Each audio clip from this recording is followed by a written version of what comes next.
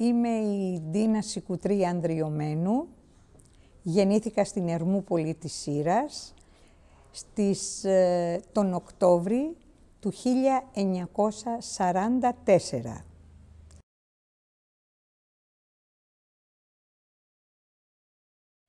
Ο πατέρας μου, Γεώργιος Σικουτρής, ήρθε από τη Σμύρνη το 1922.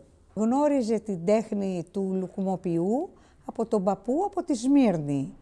Όταν ήρθε εδώ 15χρονος, πήγε σε εργαστήρια λουκουμιών, έμεινε εκεί στα εργαστήρια μέχρι να ενηλικιωθεί και όταν έγινε 23 ετών του έδωσαν εδώ στη Σύρο την άδεια να ανοίξει λουκουμοποιείο το 1928. Πέρα από το λουκούμι όμως, όπως και όλα τα ζαχαροπλαστεία τότε και γαλακτοπολεία, είχαν μέσα ό,τι παράγονταν από ζάχαρη. Έτσι έκανε γλυκά, έκανε σε ξεχωριστό σημείο το λουκούμι, βέβαια μες στο ίδιο μαγαζί, και έκανε γιαούρτια, φρέσκο βούτυρο, τα οποία γνώριζε και αυτά από τη Σμύρνη. Όταν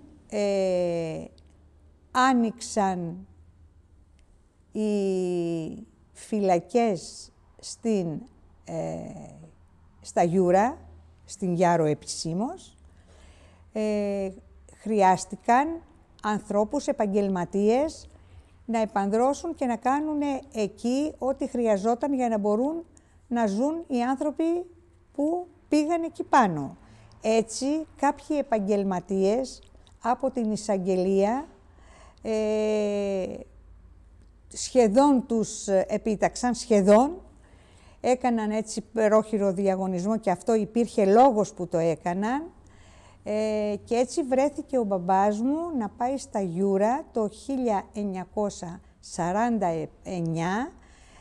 όπως μαζί του πήγε ο Αλτουβάς, πήγε ο Δασκαλέας, πήγανε πάρα πολλοί άνθρωποι οι οποίοι είχαν σχέση με τον εμπόριο και την παρασκευή τροφίμων.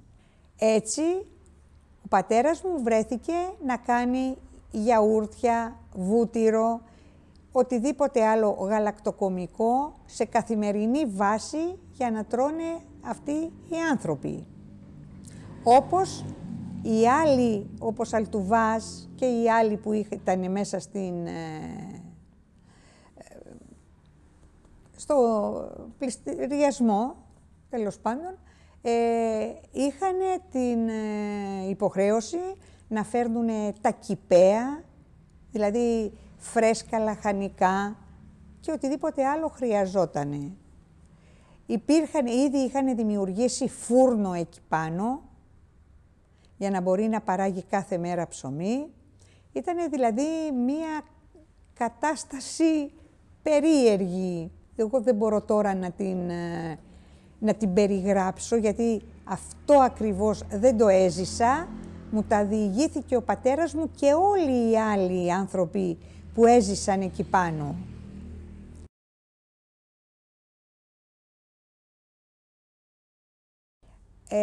Όταν άνοιξαν οι φυλακές, αυτό το ξέρω από τον πατέρα μου, το 1947, 13.000 πολιτικοί κρατούμενοι τους πήγαν στα Γιούρα, στον πρώτο όρμο, ένα πολύ άγριο και αφιλόξενο σημείο του νησιού, το οποίο είχε πάρα πολύ μεγάλο πλάτωμα. Εκεί τους έβαλαν, έκανα μόνοι τους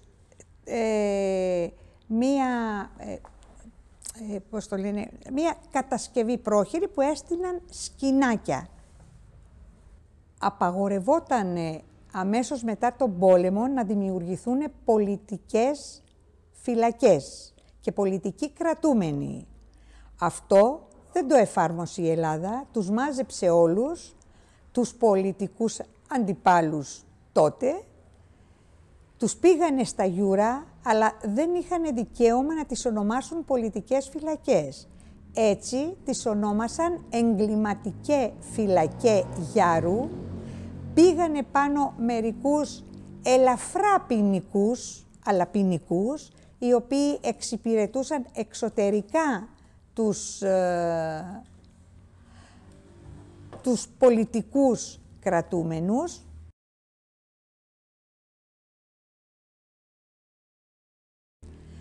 Εκείνο όμως που έκανε τότε εντύπωση ήταν ότι μέσα σε αυτές τις 13.000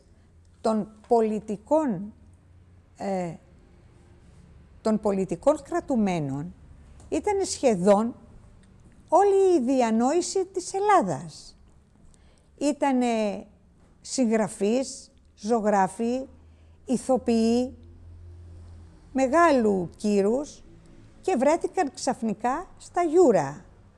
Αυτό βεβαίως δεν τους εμπόδισε για να μπορούν να ζήσουν, να συγκρατήσουν και το μυαλό τους με αυτά που συνέβαιναν, να κάνουν αυτό που ήξεραν καλά.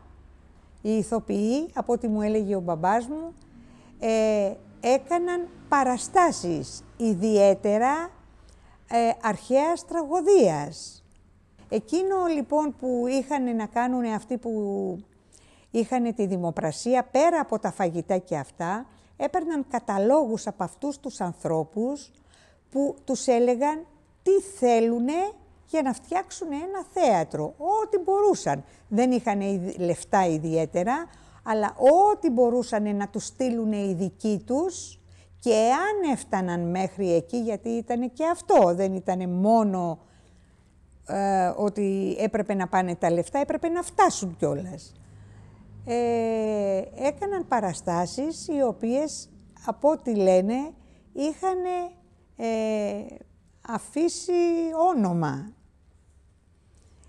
Πέρα από αυτό, οι ίδιοι αυτοί οι άνθρωποι άρχισαν να φτιάχνουν σιγά σιγά διάφορα καλλιτεχνήματα, κομψοτεχνήματα, και μου έκανε εντύπωση, την οποία βέβαια έτσι ερμήνευσα πάρα πολλά χρόνια μετά, γιατί τώρα είμαι 80 ετών. Τότε όταν πήγα εκεί πάνω, θα σας πω πώς, ήμουνα 14. Μέσα σε όλα αυτά τα χρόνια παρατήρησα το εξής, ότι αυτοί οι άνθρωποι έφτιαχναν πράγματα, πέρα από το να απασχολούνται, είχαν νομίζω και μια ιδιαίτερη για αυτούς σημασία. Αυτό που έφτιαχναν πάρα πολύ καλά ήταν τα εξαιρετικά ιστιοφόρα.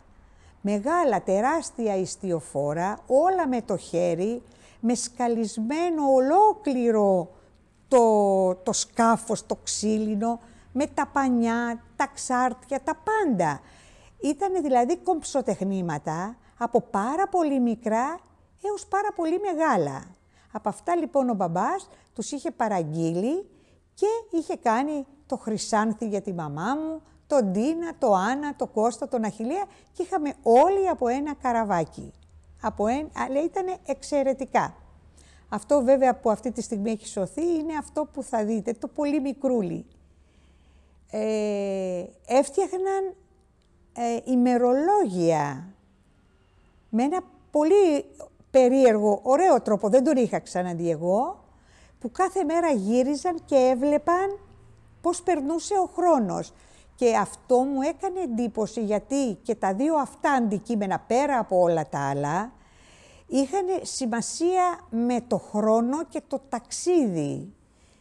Κάτι που για αυτούς πιστεύω ότι είχε μια ιδιαίτερη σημασία. Δεν έκαναν κάτι στατικό, έκαναν κάτι που ξέφευγε, πάντα προχωρούσε. Και αυτό το ερμήνευσα, ίσως λάθος, ίσως από μια ιδιαίτερη ευαισθησία προς τη θάλασσα που είχα και στο πώς θέλει να ξεφύγει ο άνθρωπος, ερμήνευσα αυτή τους την αγάπη σε αυτά τα αντικείμενα. Έκαναν πάρα πολύ, ήτανε κάποιοι ζωγράφοι. Έχω δύο πίνακες, έναν της μητέρας μου που τη ζωγράφισε ένας ζωγράφος, ο οποίος δεν την είχε δει ποτέ τη μητέρα μου. Τη ζωγράφισε μέσα από μία μαυρόασπρη φωτογραφία και ζωγράφισε και τον Άγιο Αχίλλιο, χωρίς να έχει από πουθενά κάποια φωτογραφία κάποιου Αγίου, κάποια αγιογραφία άλλη. Γιατί έχω έναν αδερφό, όπως είπαμε τον Αχιλλέα, και δεν είχε εικόνα και ήθελε η μαμά να έχει και ένα Άγιο Αχίλιο. Και αυτός λοιπόν ο πολιτικός κρατούμενος τον ζωγράφισε, έβαλε την υπογραφή του και γράφει από κάτω Γιούρα. Θεωρώ λοιπόν ότι αυτοί οι άνθρωποι, πέρα από ότι ήθελαν να μην ξεχάσουν τίποτα από τα παλιά τους, που έκαναν οι άλλοι πολύ μεγάλη προσπάθεια να συμβεί αυτό, προσπαθούσαν να κάνουν ό,τι μπορούσαν, να βελτιώνουν τη μέρα τους, το μυαλό τους και να προσφέρουν ό,τι μπορούν και στους γύρω τους. Δεν ήταν εύκολα. Αυτό ήταν από τις διηγήσεις του πατέρα μου.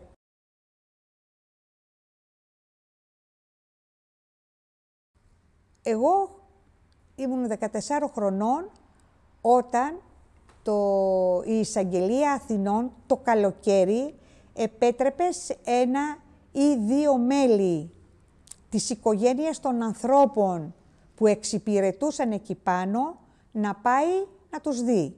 Δεν επιτρεπότανε να πάνε πάνω από 18 ετών. Κανείς δεν μπορούσε να πάει. Όμως τα παιδιά, αν ήθελαν, μπορούσαν. Ο αδελφός μου ο Κώστας πήγαινε από 12 χρονών, πολύ πριν από μένα. Εγώ δεν ήθελα. Το 58 όμως είπα ότι θα πάω. Πήγαμε το καΐκι του Γαβιώτη, το Ευαγγελίστρια. Πηγαίνανε πάρα πολλά καΐκια εκεί, πολλά, 3-4 όμως σταθερά, τα οποία μετέφεραν τα τρόφιμα ή πηγαινοέφερναν κρατούμενους άρρωστους που έπρεπε να έρθουν στο νοσοκομείο. Έτσι αποφάσισα να πάω να δω τον πατέρα μου. Και πήγα. Ήταν και εκείνος μαζί μου. Είχε έρθει στη Σύρο και με πήρε μαζί του. Έχω ακόμη το μικρό χαρτάκι που μου έδωσε, δεν ξέρω που το έχω αυτή τη στιγμή, η Εισαγγελία Σύρου, για να μπορώ να πάω. Πήγα λοιπόν εκεί και έμεινα να βλέπω γύρω-γύρω βράχια, θάλασσα γύρω-γύρω και κάτι τεράστια κτίρια, τεράστια. Είναι αυτές οι φυλακές που υπάρχουν και τώρα.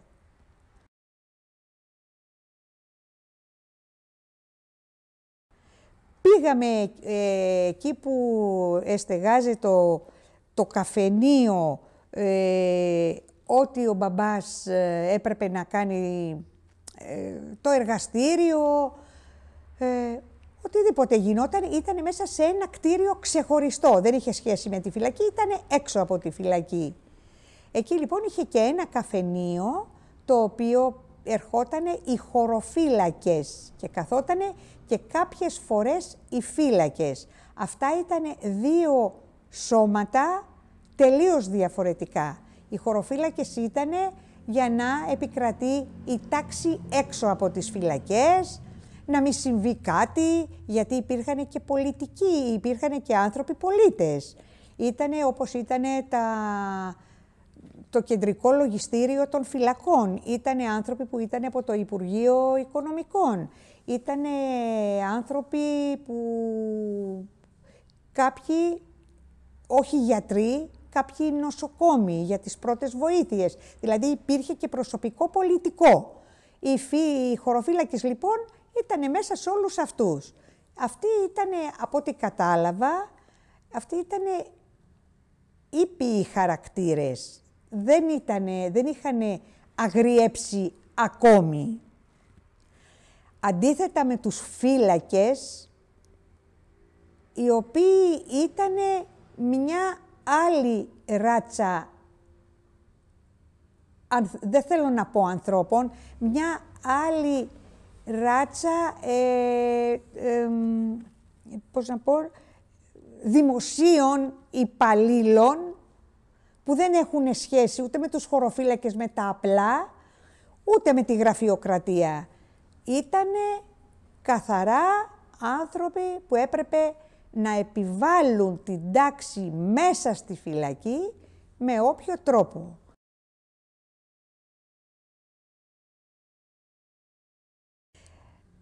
Ένα βράδυ που κοιμόμουν, αυτά από τα βράδια που κοιμόμουν, και έπιασε να φυσάει μελτέμι, αλλά μελτέμι πολύ δυνατό. Εκεί ήταν σαν να σήκωνε τα γιούρα και τις φυλακές και να τα παίρνε. Μέσα στη νύχτα άκουσα τέτοια ουρλιαχτά, που στην αρχή νόμιζα ότι έβλεπα όνειρο, αλλά δεν ήτανε. Αυτό λοιπόν το πράγμα συνεχίστηκε. Σηκώθηκα, πήγα, ξύπνησα τον μπαμπά μου, εκείνος προσπάθησε να με καθησυχάσει, δεν μου είπε τι γινότανε βέβαια ο άνθρωπος, αλλά εγώ φοβόμουν, πήγα, κουκουλώθηκα, έκλεισα τα αυτιά μου, το πρωί σηκώθηκα, ρώτησα, προσπάθησε έτσι με έναν τρόπο έτσι ήπιο, χαλαρό να μου πει κάποια πράγματα, αλλά και εγώ δεν μπορούσα να καταλάβω. Έμαθα από τον Αντώνη τον Αρμακόλα, ο οποίος χρειάστηκε να μπαίνει και μέσα να φτιάχνει ό,τι χαλούσε, και από έναν ποινικό, ο οποίος αυτός ο άνθρωπος είδε τι γινόταν εκεί, δεν ξέρω, τους αγάπησε τους ανθρώπους αυτού, τους εξυπηρετούσε πολύ, πολύ, αλλά είχε αρχίσει σιγά σιγά να ταυτίζεται με αυτό που οι άνθρωποι πρέσβευαν. Αυτοί οι άνθρωποι ήθελαν, από ό,τι ήθελαν, να είναι ελεύθεροι, να είναι έτσι. Αυτά που άκουγα, εγώ σας λέω τώρα, 14 χρονών. Και προσπαθούσε ο άνθρωπος να μου εξηγήσει. Για να μην λέω πολλά, αυτό συνεχίστηκε τις ημέρες που έμεινα, όσο καιρό έμεινα εκεί. Όταν φυσούσε αέρας, ήτανε μαρτύριο να ακούς τις φωνές, τα ουρλιαχτά. Εγώ λοιπόν έμεινα εκεί όσο μπορούσα και μετά δεν ήθελα να ξαναπάω ποτέ, διότι δεν το άντεχα αυτό. Ήτανε κάτι τραγικό.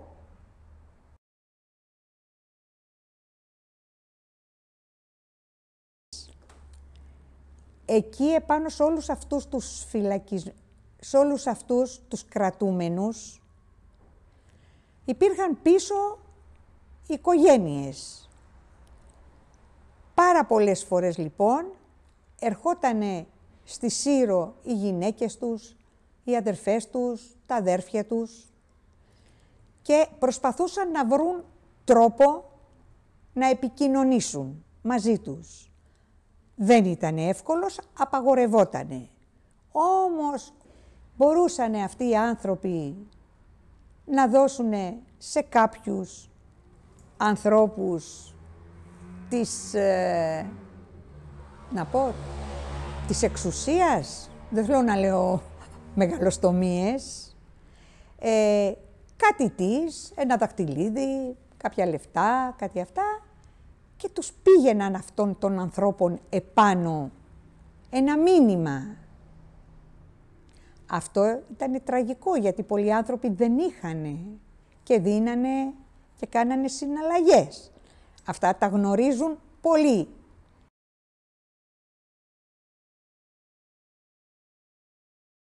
Επίσης κάτι άλλο που μου έλεγε ο πατέρας μου είναι ο τρόπος τον οποίο είχαν βρει αυτοί οι άνθρωποι και μέσα στη φυλακή και αυτοί που ήταν τότε στον πρώτο όρμο, οι 13.000. Είχαν βρει ένα τρόπο να παίρνουν πληροφορίες. Και αυτός ήταν απλούστατος, τον οποίον οι ηθήνοντες δεν μπορούσαν να το σκεφτούν και να το συλλάβουν. Δηλαδή, ερχότανε εκατοντάδες αυγά μέσα σε κλούβες. Κάποιες κλούβες, ειδικά, είχαν ένα μικρό μαρκάρισμα. Κάτι ασήμαντο, αμεληταίο, που δεν μπορούσες να το αξιοποιήσεις. Αυτές οι κλούβες λοιπόν μέσα είχαν μηνύματα. Πώς? όλα τα αυγά ήταν τυλιγμένα με εφημερίδες. Οι εφημερίδες λοιπόν, τα τμήματα των εφημερίδων, δηλαδή μία σελίδα που είχε αυτό που έπρεπε να μάθουνε, ήταν κομμένοι κομματάκια, τρυπούσανε τα γράμματα που ήθελαν να διαβαστούν και να βγει η φράση, το μήνυμα, τα τύλιγαν στα αυγά, πήγαιναν στα γιούρα, τα έβγαζαν, άνοιγαν και γινότανε βουνό οι εφημερίδες και έπαιρναν αυτά που έπρεπε να κρατήσουν και έτσι τα μηνύματα πήγαιναν και ερχότανε. Τώρα το πώς πήγαιναν πίσω δεν ήταν εύκολο και ο τρόπος ήταν ότι αυτοί οι άνθρωποι πήγαιναν να πάνε να κάνουν άλλες δουλειές και οι ποινικοί που ήταν μέσα έβγαζαν με έναν τρόπο κάτι ελάχιστο. Όταν λέμε ελάχιστο, ελάχιστο. Αλλά οι έξω καταλάβαιναν τι ήθελαν να πούν οι μέσα και τι ήθελαν να τους στείλουν να διαβάσουν. Αυτό διήρκησε πολλά χρόνια.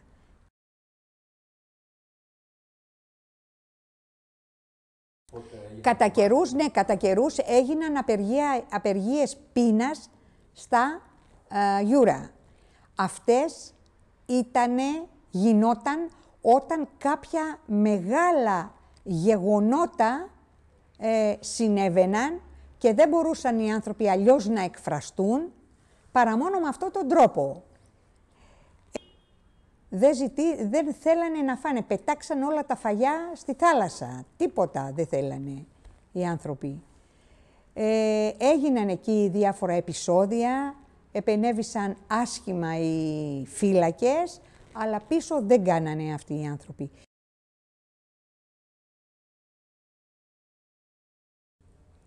Πέθανε ένας άνθρωπος. Δεν υπήρχε παπάς βέβαια εκεί να τον θάψουν. Τον έθαψαν σε ένα σημείο που το λέγανε νεκροταφείο και που είναι τώρα και τώρα προσπαθούν να το... Ναι.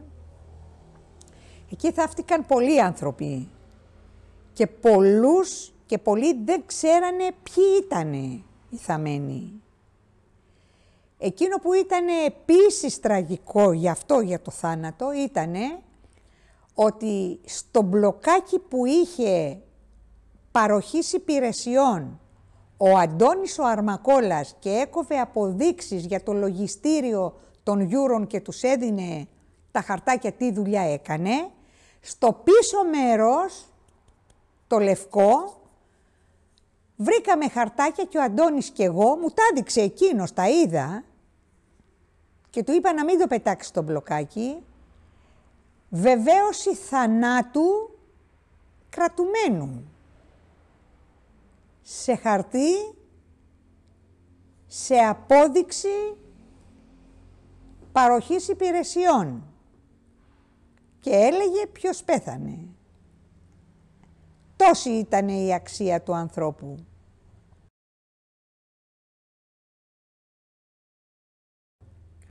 Εκείνο επίσης που μου έκανε πολύ μεγάλη εντύπωση ήτανε ο παπάς που ερχόταν να κοινωνήσει κάποιους ανθρώπους. Ήταν ένας εξαιρετικός παπάς, ο παπάς του Αγίου Κωνσταντίνου, εδώ της Σύρου, που καταγότανε από τη Σάμο και ήταν ο μόνος ιερωμένος ο οποίος ερχότανε, σας λέω τώρα, 1958, για να μην έχουμε παρερμηνίες για μετά ποιοι παπάδες πήγανε και ποιοι όχι. Επίσης, αυτό που μου έκανε εντύπωση, όταν καθότανε το βράδυ ο παπάς στο καφενείο μαζί με τον μπαμπά μου και έκατσα και εγώ μαζί τους λίγο, γιατί κοιμότανε ο άνθρωπος εκεί μέχρι να τον πάρει το καΐκι, ήτανε ότι δεν μπορείς να βάλεις για μία πολιτική ταυτότητα και τη θρησκευτική ταυτότητα, όποια εσύ νομίζεις. διότι όλοι εκεί απάνω οι άνθρωποι ήταν χαρακτηρισμένοι, όλοι, μηδενός εξαιρουμένου, δίκαια ή άδικα, αλλά ήταν άνθρωποι που ζητούσανε παπά να μιλήσουνε, παπά να μεταλάβουν.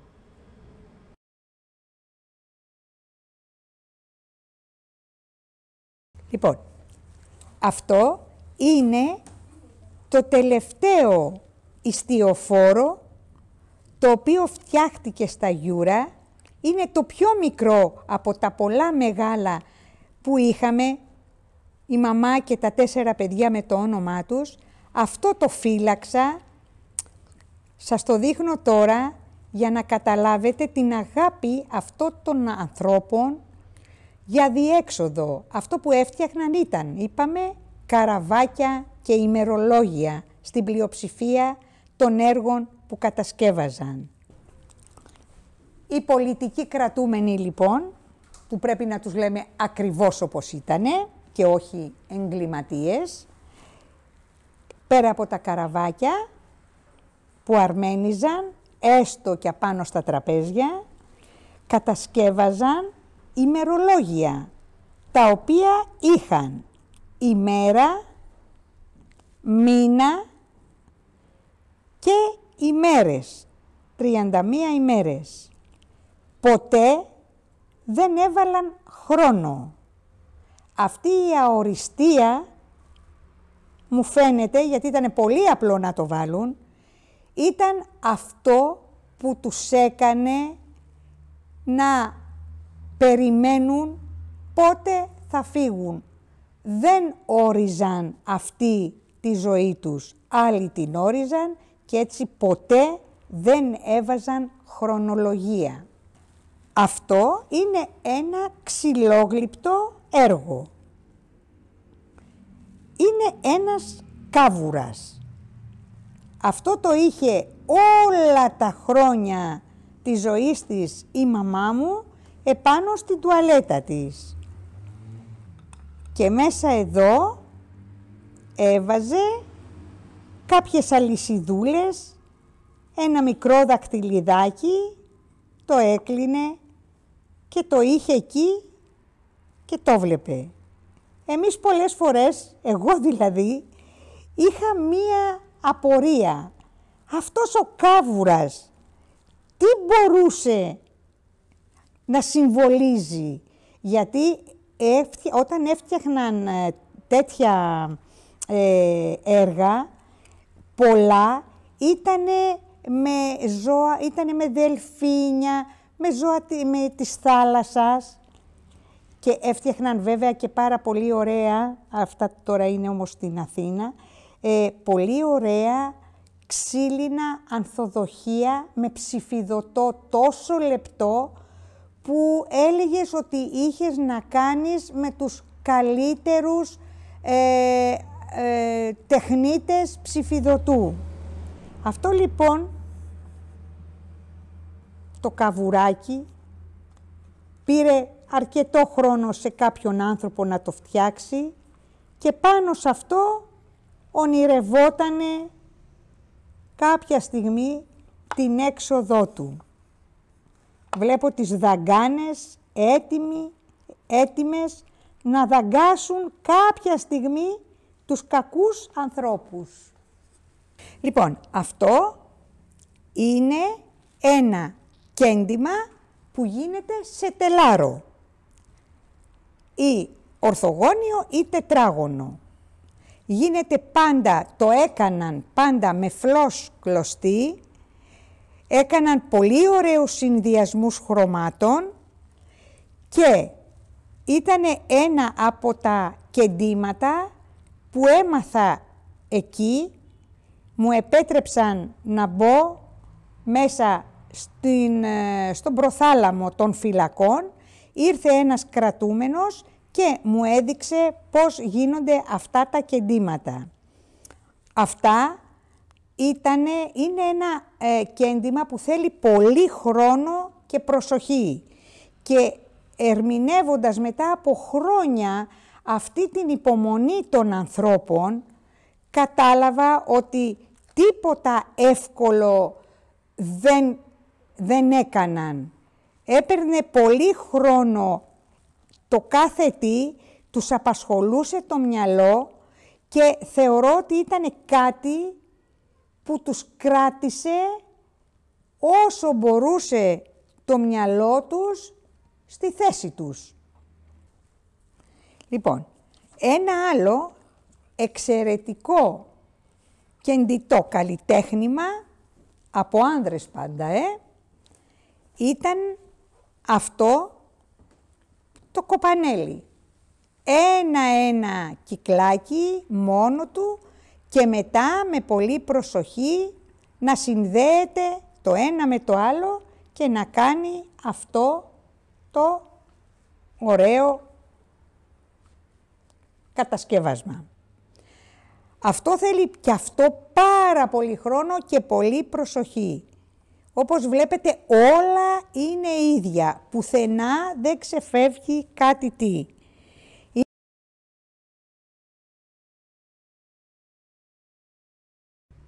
Όλα δεν είναι, τολμώ να πω γιατί δεν θα ήθελα να πω αυτή τη λέξη, όλα δεν είναι πολιτική. Υπάρχουν πολύ πιο σοβαρά και βασικά ζητήματα που καθορίζουν τον κάθε άνθρωπο. Και εκείνο που μου έμεινε από εκείνες τις τραγικές νύχτες με τα ουρλιαχτά στα Γιούρα είναι ότι κανένας άνθρωπος δεν έχει δικαίωμα ζωής και θανάτου πάνω σε άλλο άνθρωπο.